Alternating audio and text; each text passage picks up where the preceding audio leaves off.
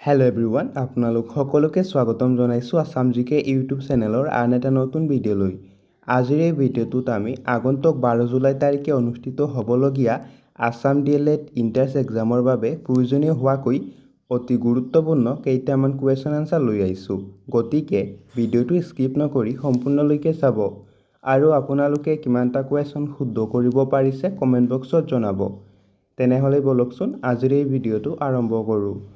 আজিৰ আমাৰ ফাৰ্ষ্ট কুৱেশ্যনটো সুধিছে, অসম সাহিত্য সভাৰ শতবাৰ্ষিক অধিৱেশন ক'ত অনুষ্ঠিত হৈছিল? অসম সাহিত্য সভাৰ শতবাৰ্ষিক অধিৱেশন ক'ত অনুষ্ঠিত হৈছিল সুধিছে। ইয়াৰ ৰাইট এনচাৰটো হৈছে অপশ্যন ডি, শিৱসাগৰ। অসম সাহিত্য সভাৰ শতবাৰ্ষিক অধিৱেশন শিৱসাগৰত অনুষ্ঠিত হৈছিল। নেক্সট কুৱেশ্যন, কিমান চনত অসম সাহিত্য সভাৰ শতবাৰ্ষিক অধিৱেশন অনুষ্ঠিত হৈছিল? কিমান চনত অসম সাহিত্য সভাৰ শতবাৰ্ষিক অধিৱেশন অনুষ্ঠিত হৈছিল সুধিছে। ইয়াৰ ৰাইট এনচাৰটো হৈছে অপশ্যন চি, 2017 চনত। 2017 চনত অসম সাহিত্য সভাৰ শতবাৰ্ষিক অধিৱেশন অনুষ্ঠিত হৈছিল। নেক্সট কুৱেশ্যনটো সুধিছে, অসম সাহিত্য সভাৰ শতবাৰ্ষিক অধিৱেশনৰ সভাপতি কোন আছিল? অসম সাহিত্য সভাৰ শতবাৰ্ষিক অধিৱেশনৰ সভাপতি কোন আছিল সুধিছে। ইয়াৰ ৰাইট এনচাৰটো হৈছে অপশ্যন এ, ধ্ৰুৱজ্যোতি বৰা। অসম সাহিত্য সভাৰ শতবাৰ্ষিক অধিৱেশনৰ সভাপতি আছিল ধ্ৰুৱজ্যোতি বৰা। নেক্সট কুৱেশ্যন, ডিমাপুৰ কাৰ ৰাজধানী আছিল? ডিমাপুৰ কাৰ ৰাজধানী আছিল সুধিছে। ইয়াৰ ৰাইট এনচাৰটো হৈছে অপশ্যন চি, কছাৰীসকলৰ। ডিমাপুৰ কছাৰীসকলৰ ৰাজধানী আছিল। নেক্সট কুৱেশ্যন, বায়ুৰ চাপ জুখিবলৈ কোনটো যন্ত্ৰ ব্যৱহাৰ কৰা হয়? বায়ুৰ চাপ জুখিবলৈ কোনটো যন্ত্ৰ ব্যৱহাৰ কৰা হয় সুধিছে। ইয়াৰ ৰাইট এনচাৰটো হৈছে অপশ্যন ডি, বেৰোমিটাৰ। বায়ুৰ চাপ জুখিবলৈ বেৰোমিটাৰ যন্ত্ৰ ব্যৱহাৰ কৰা হয়। নেক্সট কুৱেশ্যন, তৰংগ দৈৰ্ঘ্যৰ SI একক কি? তৰংগ দৈৰ্ঘ্যৰ SI একক কি সুধিছে। ইয়াৰ ৰাইট এনচাৰটো হৈছে অপশ্যন ডি, মিটাৰ। তৰংগ দৈৰ্ঘ্যৰ SI একক হৈছে মিটাৰ। নেক্সট কুৱেশ্যন, তলৰ কোনটো ৰোগ কুকুৰে কামোৰাৰ ফলত হয়? তলৰ কোনটো ৰোগ কুকুৰে কামোৰাৰ ফলত হয় সুধিছে। ইয়াৰ ৰাইট এনচাৰটো হৈছে অপশ্যন চি, ৰেবিজ। ৰেবিজ বেমাৰ কুকুৰে কামোৰাৰ ফলত হয়। নেক্সট কুৱেশ্যন, এক্স-ৰে কোনে আৱিষ্কাৰ কৰিছিল? এক্স-ৰে কোনে আৱিষ্কাৰ কৰিছিল সুধিছে। ইয়াৰ ৰাইট এনচাৰটো হৈছে option B, William Roentgen. Next question, Lachit Divas কেতিয়া পালন কৰা হয়? লাচিত দিৱস কেতিয়া উদযাপন কৰা হয় সুধিছে। ইয়াৰ ৰাইট এনচাৰটো হৈছে অপশ্যন এ, 24 নৱেম্বৰ তাৰিখে। লাচিত দিৱস 24 নৱেম্বৰ তাৰিখে উদযাপন কৰা হয়। নেক্সট কুৱেশ্যনটো সুধিছে, কোন চনত তেজপুৰ মানসিক চিকিৎসালয় স্থাপন কৰা হৈছিল? কোন চনত তেজপুৰ মানসিক চিকিৎসালয় স্থাপন কৰা হৈছিল সুধিছে। ইয়াৰ ৰাইট এনচাৰটো হৈছে অপশ্যন চি, 1876 চনত। 1876 চনত তেজপুৰ মানসিক চিকিৎসালয় স্থাপন কৰা হয়। নেক্সট কুৱেশ্যন, শ্ৰীমন্ত শংকৰদেৱে প্ৰথম নামঘৰ ক'ত প্ৰতিষ্ঠা কৰিছিল?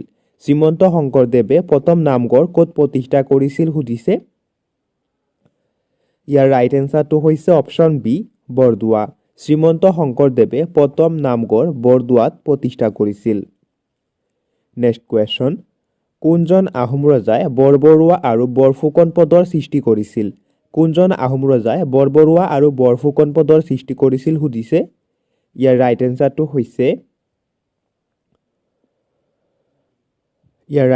হৈছে অপশ্যন ডি, প্ৰতাপ সিংহ। প্ৰতাপ সিংহই বৰবৰুৱা আৰু বৰফুকন পদৰ সৃষ্টি কৰিছিল। নেক্সট কুৱেশ্যনটো সুধিছে, অসম ৰত্ন বঁটা লাভ কৰা প্ৰথম ব্যক্তিজন কোন আছিল? অসম ৰত্ন বঁটা লাভ কৰা প্ৰথম ব্যক্তিজন কোন আছিল সুধিছে। ইয়াৰ ৰাইট এনচাৰটো হৈছে option D, doctor Bhupen Hazarika. Assam Ratna বঁটা লাভ কৰা প্ৰথম ব্যক্তিজন হৈছে doctor Bhupen Hazarika. Next question, Ahom সাম্ৰাজ্যৰ শেষ ৰাজধানী ক'ত আছিল? আহোম সাম্ৰাজ্যৰ শেষ ৰাজধানী ক'ত আছিল সুধিছে। ইয়াৰ ৰাইট এনচাৰটো হৈছে অপশ্যন এ যোৰহাট আহোম সাম্ৰাজ্যৰ শেষ ৰাজধানী আছিল যোৰহাট নেক্সট কুৱেশ্যন প্ৰহ্লাদ চৰিত গ্ৰন্থখন কোনে ৰচনা কৰিছিল প্ৰহ্লাদ চৰিত গ্ৰন্থখন কোনে ৰচনা কৰিছিল সুধিছে ইয়াৰ ৰাইট এনসাৰটো হৈছে অপশ্যন ডি হেমচৰসতী প্ৰহ্লাদ চৰিত হেমচৰসতীয়ে ৰচনা কৰিছিল নেক্সট কুৱেশ্যন কোন চনত ইয়াণ্ডাবু সন্ধি স্বাক্ষৰিত হৈছিল কোন চনত ইয়াণ্ডাবু সন্ধি স্বাক্ষৰিত হৈছিল সুধিছে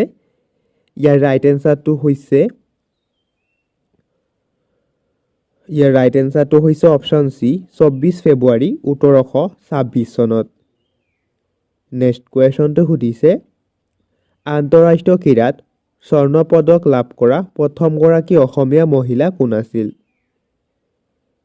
ইয়াৰ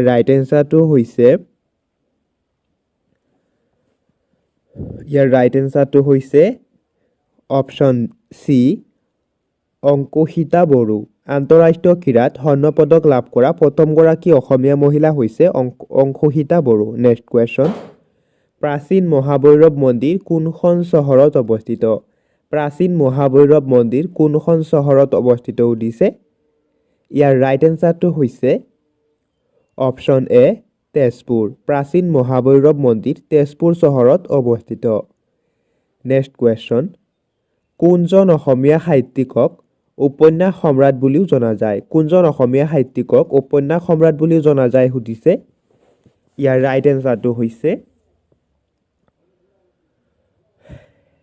অপশ্যন বি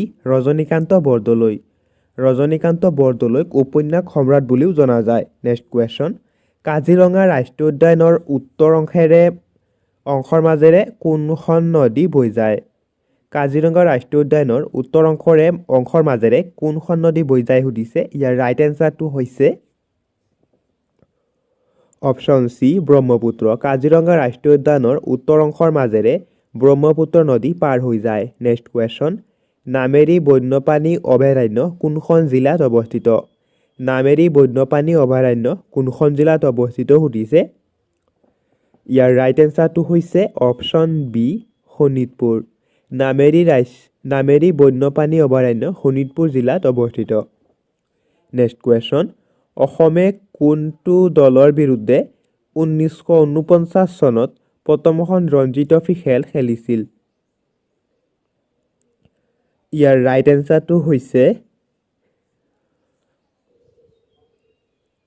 ইয়াৰ ৰাইট এনসাৰটো হৈছে অপশ্যন সি হুলকাৰ একাদশ নেক্সট কুৱেশ্যনটো সুধিছে অসমৰ বৰোখন বন গৱেষণা প্ৰতিষ্ঠানটো ক'ত অৱস্থিত অসমৰ বৰোখন বন গৱেষণা প্ৰতিষ্ঠানটো ক'ত অৱস্থিত সুধিছে ইয়াৰ ৰাইট এনসাৰটো হৈছে অপশ্যন বি যোৰহাট অসমৰ বৰোখন বন গৱেষণা প্ৰতিষ্ঠানটো যোৰহাটত অৱস্থিত নেক্সট কুৱেশ্যন অভিযাত্ৰী উপন্যাসখন কোনে ৰচনা কৰিছিল সুধিছে ইয়াৰ ৰাইট এনসাৰটো হৈছে অপশ্যন সি নিৰুপমা বৰগোহাঁই অভিযাত্ৰী উপন্যাসখন নিৰুপমা বৰগোহাঁইয়ে ৰচনা কৰিছিল নেক্সট কুৱেশ্যন মেহৰগড় যুদ্ধ কাৰ মাজত সংঘটিত হৈছিল সুধিছে ইয়াৰ ৰাইট এনসাৰটো হৈছে অপশ্যন এ মান আৰু চন্দ্ৰকান্ত সিংহৰ মাজত মেহৰগড় যুদ্ধ মান আৰু চন্দ্ৰকান্ত সিংহৰ মাজত সংঘটিত হৈছিল নেক্সট কুৱেশ্যন অসমৰ আটাইতকৈ ডাঙৰ চাহ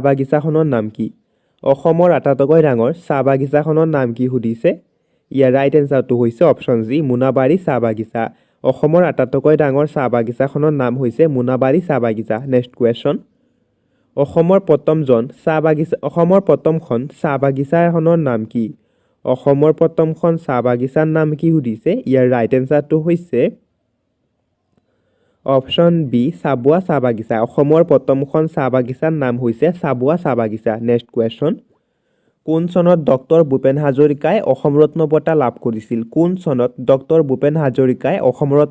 লাভ কৰিছিল সুধিছে ইয়াৰ ৰাইট এনসাৰটো হৈছে অপশ্যন বি 2009 চনত ডক্টৰ ভূপেন হাজৰিকাই অসম ৰত্ন বঁটা লাভ কৰিছিল নেক্সট কুৱেশ্যন মহাৰাণা প্ৰতাপ বিমান বন্দৰটো কোনখন চহৰত অৱস্থিত মহাৰাণা প্ৰতাপ বিমানবন্দৰটো কোনখন চহৰত অৱস্থিত সুধিছে ইয়াৰ ৰাইট এনসাৰটো হৈছে অপশ্যন এ উদয়পুৰ মহাৰাণা প্ৰতাপ বিমানবন্দৰটো উদয়পুৰত অৱস্থিত নেক্সট কুৱেশ্যন গোলকণ্ডা দুৰ্গ কোনখন চহৰত অৱস্থিত গোলকণ্ডা দুৰ্গ কোনখন চহৰত অৱস্থিত সুধিছে ইয়াৰ ৰাইট এনসাৰটো হৈছে অপশ্যন বি হায়দৰাবাদ গোলকণ্ডা দুৰ্গ হায়দৰাবাদ চহৰত অৱস্থিত নেক্সট কুৱেশ্যনটো সুধিছে ৰাফেল নাডাল কোনবিধ খেলৰ লগত জড়িত ৰাফেল নাডাল কোনবিধ খেলৰ লগত জড়িত সুধিছে ইয়াৰ ৰাইট এনসাৰটো হৈছে অপশ্যন সি টেনিছ ৰাফেল নাডাল টেনিছ খেলৰ লগত জড়িত নেক্সট কুৱেশ্যন ডেভিছ কাপ কোনটো খেলৰ লগত জড়িত ডেভিছ কাপ কোনটো খেলৰ লগত জড়িত সুধিছে ইয়াৰ ৰাইট এনসাৰটো হৈছে option B lawn tennis Davis cup lawn tennis খেলৰ লগত জড়িত নেক্সট কুৱেশ্যন লাল বাহাদুৰ শাস্ত্ৰী আন্তঃৰাষ্ট্ৰীয় বিমানবন্দৰ কোনখন চহৰত অৱস্থিত লাল বাহাদুৰ শাস্ত্ৰী আন্তঃৰাষ্ট্ৰীয় বিমানবন্দৰ কোনখন চহৰত অৱস্থিত সুধিছে ইয়াৰ ৰাইট এনসাৰটো হৈছে অপশ্যন বি বাৰাণসী লাল বাহাদুৰ শাস্ত্ৰী আন্তঃৰাষ্ট্ৰীয় বিমানবন্দৰ বাৰাণসী চহৰত অৱস্থিত নেক্সট কুৱেশ্যনটো সুধিছে কোনখন নদীক বংগৰ দুখ বুলি জনা যায় কোনখন নদীক বংগৰ দুখ বুলি জনা যায় সুধিছে ইয়াৰ ৰাইট এনসাৰটো হৈছে অপশ্যন সি দামোদৰ নদী দামোদৰ নদীক বংগৰ দুখ বুলি জনা যায় নেক্সট কুৱেশ্যন ভাৰত ৰত্ন শ্ৰী অটল বিহাৰী বাজপেয়ী একনা ক্ৰিকেট ষ্টেডিয়াম কোনখন চহৰত অৱস্থিত ইয়াৰ ৰাইট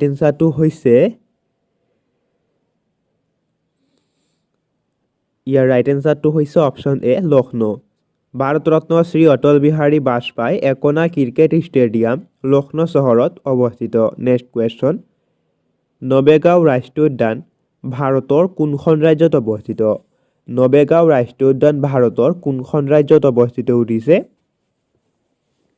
ইয়াৰ ৰাইট এনসাৰটো হৈছে অপশ্যন ডি মহাৰাষ্ট্ৰ নবেগাঁও ৰাষ্ট্ৰীয় উদ্যান মহাৰাষ্ট্ৰ ৰাজ্যত অৱস্থিত নেক্সট কুৱেশ্যন ভাৰতত প্লাষ্টিকৰ বেগ নিষিদ্ধ কৰা প্ৰথম ৰাজ্যখনৰ নাম কি ভাৰতত প্লাষ্টিকৰ বেগ নিষিদ্ধ কৰা প্ৰথম ৰাজ্যখনৰ নাম কি সুধিছে ইয়াৰ ৰাইট এনসাৰটো হৈছে অপশ্যন ডি ছিকিম ভাৰতত প্লাষ্টিকৰ বেগ নিষিদ্ধ কৰা প্ৰথম ৰাজ্যখনৰ নাম হৈছে ছিকিম নেক্সট কুৱেশ্যন আমেৰিকা যুক্তৰাষ্ট্ৰৰ সংসদৰ নাম কি আমেৰিকা যুক্তৰাষ্ট্ৰৰ সংসদৰ নাম কি সুধিছে ইয়াৰ ৰাইট এনসাৰটো হৈছে